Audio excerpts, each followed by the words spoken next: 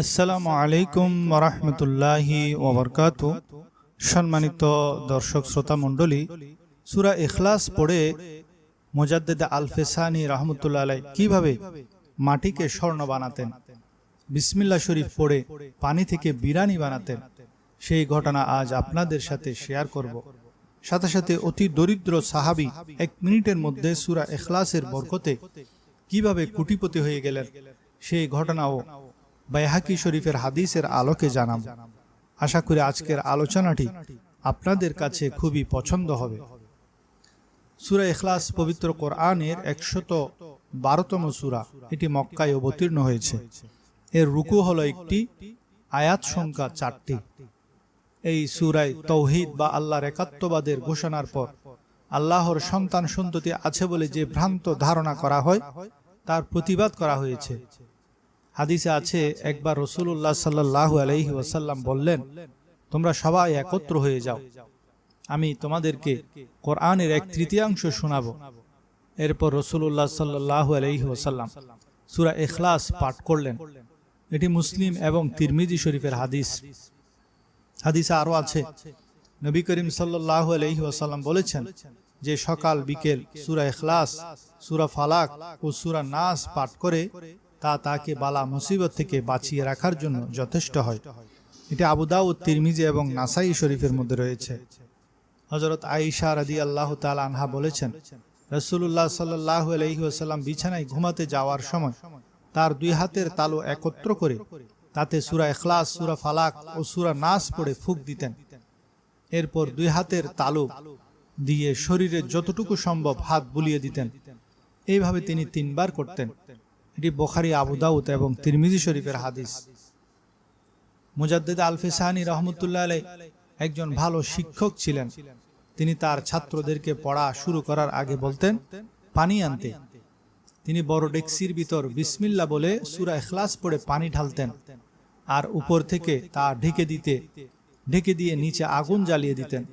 যখন দুপুর 12টায় পড়া শেষ হতো বলতেন, এবার ঢাকনা খোলো।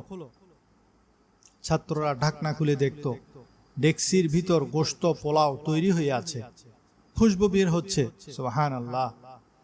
এক ছাত্র মুজাদ্দেদ আল ফেসানির এমন কারামত দেখে বাড়ি গেল, মাকে বলল, মা আজ তুমি রান্না করিও না, আমি রান্না করব।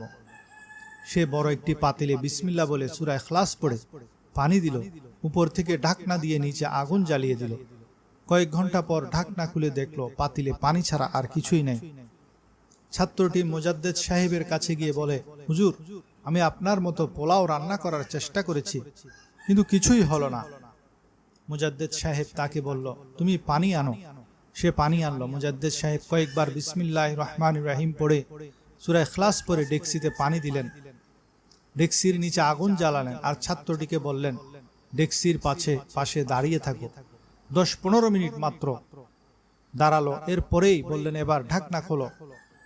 ছাত্রটি ডেকসির ঢাকনা খুলে দেখে তাতে সুস্বাদু পোলাও তৈরি হয়ে গেছে।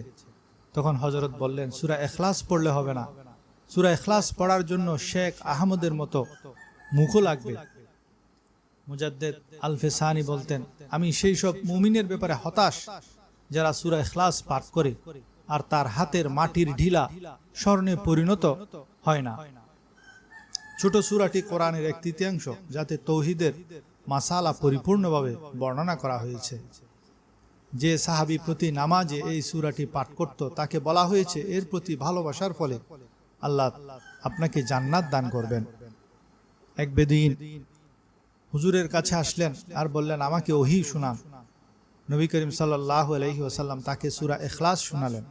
তখন সেই বেদুইন স্লোগান দিতে লাগলেন, নারা দিতে লাগলেন, নি'মাল ইলাহু ইলাহুনা ইউকবালুল ইয়াসিরা ওয়া ইউতাল জাজিলা। নি'মাল ইলাহু ইলাহুনা ইউকবালুল ইয়াসিরা ওয়া ইউতাল জাজিলা।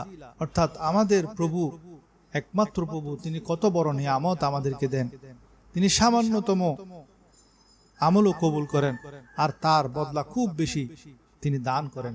সুবহানাল্লাহ। তখন নবী করিম সাল্লাল্লাহু আলাইহি ওয়াসাল্লাম সাহাবীদেরকে বললেন, এই বেদুইন সূরা ইখলাসের ব্যাপারে যা ভাবছে, অর্থাৎ সূরা ইখলাসের ব্যাপারে তার যে বিশ্বাস আকীদা, তোমরাও কি সেই রকম সূরা ইখলাসকে বিশ্বাস করো? সূরা ইখলাসের ব্যাপারে ভাবছো? মূলত বেদুইনের কথায় প্রিয় নবীজি খুব খুশি হলেন, আল্লাহ তাআলাও খুশি হয়েছেন এই বেদুইনের কথাটি। নবী করিম সাল্লাল্লাহু আলাইহি সাল্লাম বেদুইনকে বললেন, তোমার কাছে কি টাকা পয়সা ধন সম্পদ আছে? সে বলল, বনু সালিম গোত্রে আমার চেয়ে গরিব আর কেহ নাই। নবীজি সাহাবীদেরকে বললেন, হে সাহাবীরা, তোমরা তাকে দাও, দান করো। সাহাবীরা তারা ততক্ষণ দিলেন যতক্ষণ সে সন্তুষ্ট না হয়। হযরত আব্দুর রহমান বিন আউফ রাদিয়াল্লাহু তাআলা আনহু বলেন, ইয়া রাসূলুল্লাহ, আমার কাছে একটি উটনি আছে যা কয়েকদিনের মধ্যে বাচ্চা প্রসব করবে। আমি এই বেদুইনকে সূরা ইখলাসের সম্মানে আমার সেই উটনিটি উপহার দিতে চাই। হুজুর সাল্লাল্লাহু আলাইহি ওয়াসাল্লাম বললেন, হ্যাঁ, অবশ্যই দাও, কেননা আমার কাছে এই মুহূর্তে জিব্রাইল এসেছে। আর জিব্রাইল বলছেন, এই বেদুইনকে আব্দুর রহমান বিন আউফ উটনি উপহার দিচ্ছে। তার একটি উটনির বদলায় জান্নাতে তার জন্য ৮৭,০০০ উটনি সাজানো হচ্ছে। সুবহানাল্লাহ। সে বেদুইন আব্দুর রহমানের উটনি নিয়ে বের হলেন, আর সকল সাহাবী তার জন্য একটি করে উটনি নিয়ে রাস্তায় দাঁড়িয়ে রইলেন। সে বেদুইন মদিনা থেকে বের হতে হতে তার কাছে ১,০০০-এর মতো উট জমা হয়ে গেল। সে বেদুইন মূলত সূরা ইখলাস শুনে বলেছিল, আল্লাহ কম গ্রহণ করেন আর বদলায় অনেক বেশি দান করেন। আর তার সে কথায় আল্লাহ এমন খুশি হলেন, বলে যে বেদুইন কিছুক্ষণ আগেও সবচেয়ে দরিদ্র ছিল, তার গোত্রের দরিদ্র মানুষ, সে এখন ১,০০০ উটের মালিক হয়ে গেল। অর্থাৎ তখনকার ১,০০০ উট মানে কোটি টাকার সম্পদ, অর্থাৎ সে কোটিপতি হয়ে গেল। সুবহানাল্লাহ।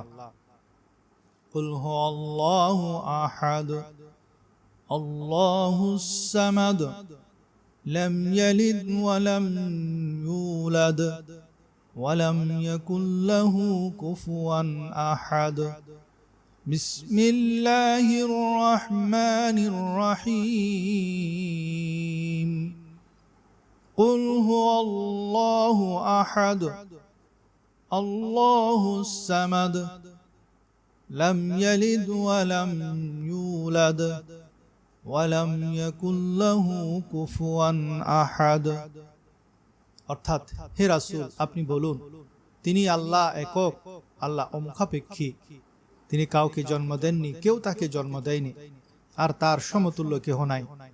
সুবহানাল্লাহ। সূরা ইখলাস দারিদ্রতা দূর করে দেয়। হযরত সাহাল ইবনে সাদ সাঈদী রাদিয়াল্লাহু তাআলা আনহু বলেন, এক ব্যক্তি রাসূলুল্লাহ সাল্লাল্লাহু আলাইহি ওয়াসাল্লামের কাছে দারিদ্র্যের অভিযোগ করল। নবীজি সাল্লাল্লাহু আলাইহি ওয়াসাল্লাম তাকে বললেন, যখন তুমি ঘরে যাও তখন সালাম দেবে এবং একবার সূরা ইখলাস পড়বে। এই আমল করার ফলে কিছুদিনের মধ্যে তার দারিদ্রতা দূর হয়ে যায়। যে ব্যক্তি একবার সূরা ইখলাস পাঠ করল, সে কোরআন কারীমের 1/3 পাঠ করার সওয়াব লাভ করল। যে ব্যক্তি সূরা ইখলাস 10 বার পাঠ করল, আল্লাহ তাআলা নিজ কুদরতে হাতে জান্নাতের মধ্যে তার জন্য বিশেষ মর্যাদাশীল মহল তৈরি করবেন। আপনি যদি শুধু বুঝেন যে এই সূরাতে কি বলা হয়েছে, তাহলে দ্বীনের পথ চলা শুরু করার মূলটা আপনি ধরতে পেরেছেন। ফজিলত ও মর্যাদাপূর্ণ সূরা ইখলাস, আল্লাহর ভালোবাসা ও নিয়ামতে ভরপুর জান্নাতের প্রাসাদ পেতে নিয়মিত সূরা ইখলাসের আমল করা জরুরি। এতে যেমন ঈমান হবে পরিপূর্ণ, তেমনি পরকালের পুরস্কার হবে সুনিশ্চিত। আল্লাহ তাআলা মুসলিম উম্মাহকে সূরা ইখলাসের শিক্ষাকে ধারণ করা এবং সূরা ইখলাসের আমল বেশি বেশি করার তৌফিক দান করুন। আমিন।